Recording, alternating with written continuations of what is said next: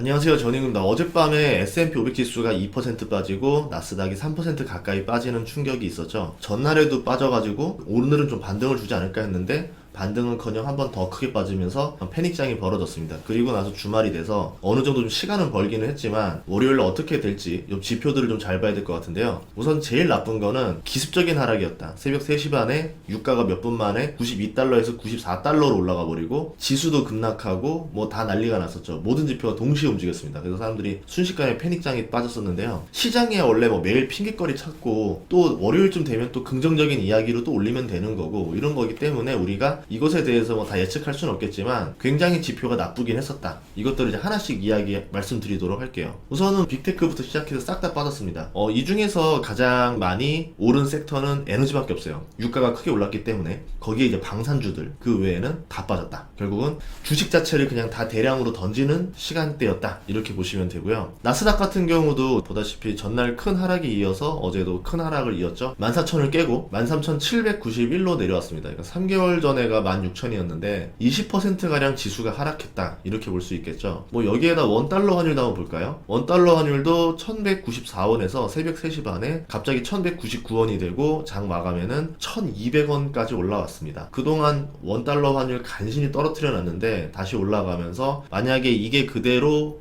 월요일 날도 진행이 된다라고 하면은 코스피에도 악영향을 줄 수밖에 없겠죠. 유가도 새벽 3시 반에 급등했는데요. 새벽 3시 반에 정확히 92달러 미만에서 94.5까지 올라갑니다. 순식간에 올라갔죠. 이런 것들을 봤을 때 지금 지표들이 놀랬다. 그러니까 전쟁이 난다라고 생각을 하고 순간적으로 갔었던 거거든요. 뭐 물론 아직까지 나진 않았지만 실제로 이렇게 지표들이 움직였을 때는 패닉장이 벌어질 수가 있다. 거기에 지금 달러가 강세인 상황에서 오르기 어려운 게 하나 올랐습니다. 금이 같이 급등을 했어요. 보다시피 금이 이렇게 올랐습니다. 새벽 3시 반에 확 올라가죠. 이게 금 같은 경우는 달러 가치가 오르면 하락하고 달러 가치가 떨어지면 상승하는 거기 때문에 지금 상황에서는 달러 가치가 올랐으니까 금이 같이 튀어 오르기가 쉽지가 않아요. 금이 튀어 올랐다라는 것 자체가 어떻게 보면은 전쟁에 대한 우려가 커졌다. 이렇게 볼 수 있겠죠. 그 이유 중에 하나가 오랫동안 금은 달러 대신 기축 통화를 했었기 때문에 이제 금이 그 역할을 하지 않겠는가. 그래서 전쟁이 나면은 아무래도 달러를 못 믿는 경향이 있죠. 그래가지고 금이 올라간다. 이렇게 볼 수 있었고요. 인플레 우려가 있어도 지금 금리 인상이라던가 뭐 양적 긴축 때문에 금이 움직일 타이밍이 절대 아니었고 가격도 1800달러에서 거의 뭐 오르내리지 못하고 그 선에 묶여 있었습니다. 만약에 월요일날 금이 또 올라간다라고 하면은 요거는 좀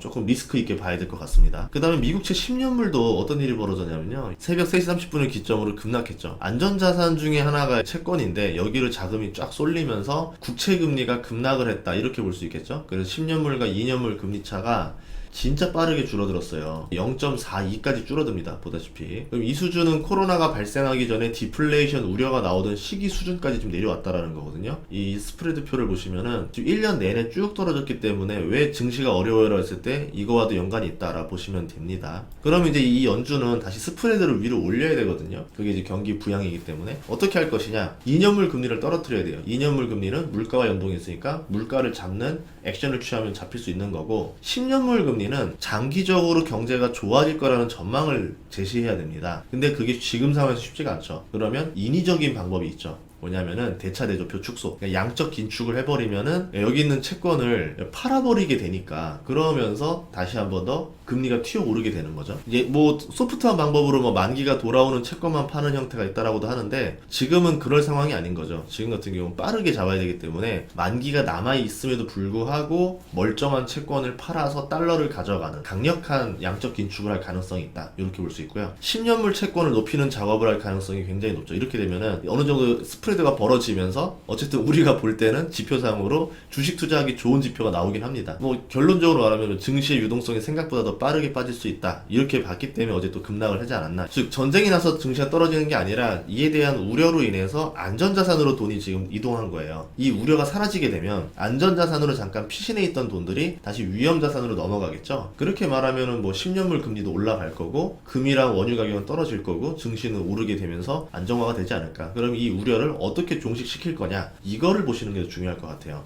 이제 제일 나쁜 상황을 뽑자라고 하면 전쟁이 날 듯 안 날 듯 하면서 긴장 관계를 계속 지속하는 거예요. 그러면 이 사람들이 안전자산을 피신을 했는데 이제 언제 위험자산으로 가면 돼요라고 했더니 아직도 끝나지 않았습니다. 이제 여름인데 아직도 안 끝났어요? 이러면은 오래된 침체가 올 수도 있다라는 거죠. 전쟁의 징후 중에 하나인 게 소개령이 지금 새벽 3시 됐던 거거든요. 이때 미국 국무장관이 나와서 이렇게 말했죠. 올림픽 기간 중에 우크라이나가 침공할 가능성이 높습니다. 그래서 48시간 안에 우크라이나 안에 있는 미국 주민들은 다 도망치세요. 다 빠져나오세요. 48시간이라는 시간을 줬어요. 마치 영화처럼 패닉을 줬죠. 뭐 미국뿐만 아니라 영국이라던가 뭐 아시아 여러 나라들도 소개령을 내렸습니다. 자국 국민들은 빨리 빠져나와라. 이제 외국인들이 빠져나가게 되면은 우크라이나 주민들은 남게 됩니다. 그렇게 되면은 러시아 입장에서는 공격할 때 찝찝했던 것들이 다 해소가 되는 거잖아요. 이렇게 되면 전쟁 가능성은 더 높아질 수밖에 없는 거죠.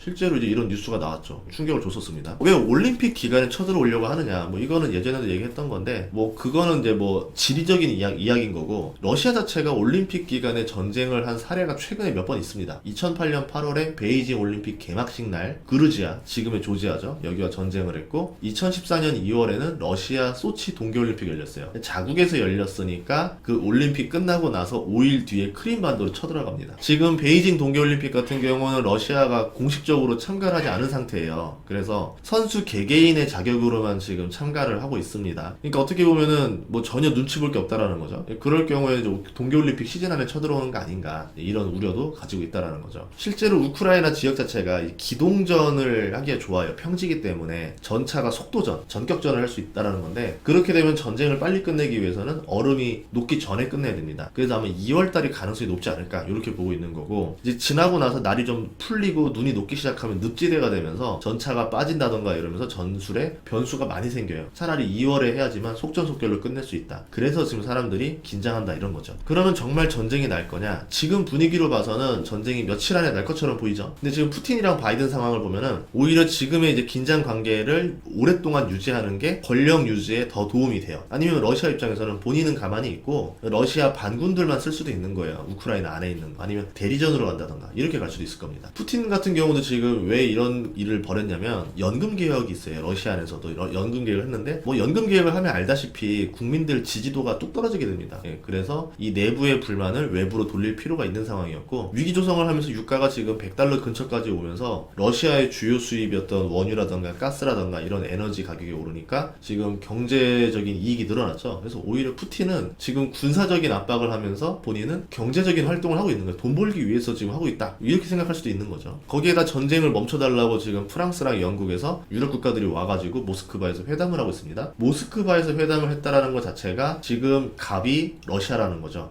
그럼 러시아가 딜을 유리하게 가져갈 수 있다라는 겁니다. 좋은 딜을 받고 전쟁을 멈추게 되면은 유가 상승으로 돈도 벌고 외교적인 실익도 거두고, 우크라이나가 뭐 나토에 가입하는 걸 안 하겠다, 뭐 이런 약속을 받으면서 본인들도 안보적인 안정을 받고, 이렇게 되면서 국민 지지도를 올리지 않을까. 그렇게 되면 러시아 입장에서는 전쟁하지 않고 이기게 되는 거겠죠. 바이든 상황도 지금 나쁘지가 않아요. 전쟁의 상황이기 때문에 나라의 재정 적자라던가 이런 문제들이 선순위 문제가 아니라 다 후순위 문제가 됩니다. 전쟁 때는 돈이 중요한 게 아니잖아요. 기축통화인데 좀 더 찍어내면 되지, 이렇게 되는 거고, 우선은 이기고 봐야 되기 때문에 지금 의회의 불만을 잠재울 수가 있다라는 점 하나. 두 번째는 유가가 오르면서 친환경에 대한 수요가 더 커질 수밖에 없다라는 점. 또 여기다가 물가가 올라서 미국 내 불만이 지금 굉장히 커지고 있는데, 그 핑계를 러시아로 돌릴 수가 있어요. 러시아만 아니면 유가를 내려서 물가를 잡을 수가 있었는데 이게 다 러시아 때문입니다 라고 하게 되면은 마치 바이든이 잘못이 아닌 것처럼 보인다는 거죠. 3월에 금리 인상을 하고 지금 러시아와 협상을 통해서 전쟁을 막고 본인이 원하는 예산을 추진시키고 나중에 물가가 어느 정도 좀 진정되고 나면은 이제 바이든은 실적을 잘 쌓아놓은 사람이 됐기 때문에 11월 중간선거에서 승리를 가져올 수 있다는 거죠. 전쟁이 단순히 이제 나고 안 나고를 떠나서 어쨌든 지금 이런 상태가 각국의 이익에 따라 움직이는 거기 때문에 뭐 전쟁이 무조건 납니다, 안 납니다, 이렇게 단정하기는 어려워요. 변수에 따라서 다 바뀔 거니까. 다만 그런 거를 예상하기보다는 전쟁 자체는 어쨌든 난다 하더라도 빨리 끝나던가 아니면은 전쟁이 안 날 가능성이 있다라는 점. 결국은 이런 위기는 가라앉을 거라는 점. 그 다음에 유가나 금리, 증시가 어떻게 움직일 것이냐를 먼저 예상하고 투자하는 게 더 확률 높은 투자가 되지 않을까. 지금은 그게 나을 것 같아요. 보통 이제 고물가에서는요, 국민들의 불만이 굉장히 고조가 됩니다. 뭐 옛날부터 많이 있었죠. 아랍의 봄부터 시작해서. 이를 위해서는 이제 시선을 외부로 돌리는 게 정치인들이 그동안 했던 가장 효율적인 정책이었었거든요. 그래서 러시아라던가 우크라이나 갈등이 사라진다라고 하더라도 지구편 어딘가에서는 반정부 시위가 발발한다라던가 또는 이걸 잠재우기 위해서 인접국이랑 전쟁을 하려는 갈등을 조장하는 게 많아질 거라 생각을 합니다. 지금 중국의 상황도 지금 러시아와 그렇게 다르지가 않아요. 부동산으로 꺼진 경제 불씨를 살리기 위해서 외부의 적이 지금 필요한 상황인데, 뭐 미국과의 경제 전쟁을 지속하는 방법이 있을 거고, 아니면 영토를 다투는 주변 국가의 전쟁을 하는 방법도 있을 겁니다. 그러니까 어떤 선택을 할 건지도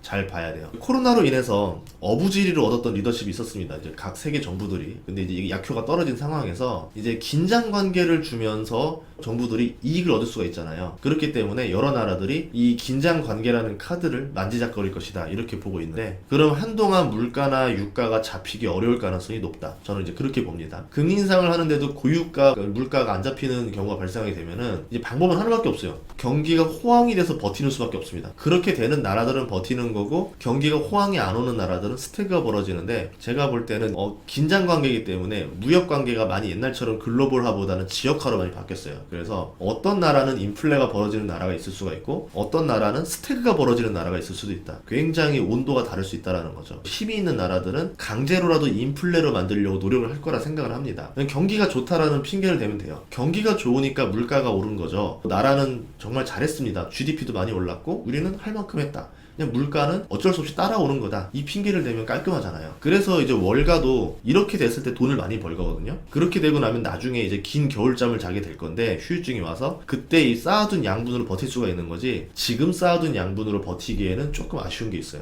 그래서 뭐 대표적인 게 이런 게 있겠죠. 뭐 이런 이유로 인해서 코로나가 더 빨리 종료된다라던가, 아니면 코로나 끝나지 않았지만 코로나는 독감입니다, 이렇게 선포를 해가지고 코로나가 종료된 것처럼 이제 마스크 벗고 돌아다니세요, 이렇게 할 수도 있는 거예요. 일상으로 돌아가라, 이런 이야기들이 나올 수도 있다. 그렇게 되면 이제 고물가랑 증시 상승이 같이 가게 되는 건데, 보통 이때가 우리가 말하는 마지막 피날레, 파티라고 합니다. 그때가 이제 마무리가 되지 않을까, 이렇게 생각을 하고 있어요. 뭐 물론 변수가 너무 많아서 그 과정의 길이 많이 바뀔 수도 있겠지만, 이런 시나리오도 있다라는 걸 보시고, 지금 우크라이나, 러시아 사태를 보셔도 증시 이해에 도움이 되지 않을까 해서 영상을 찍었습니다. 좋은 주말 되시길 바라겠습니다. 감사합니다.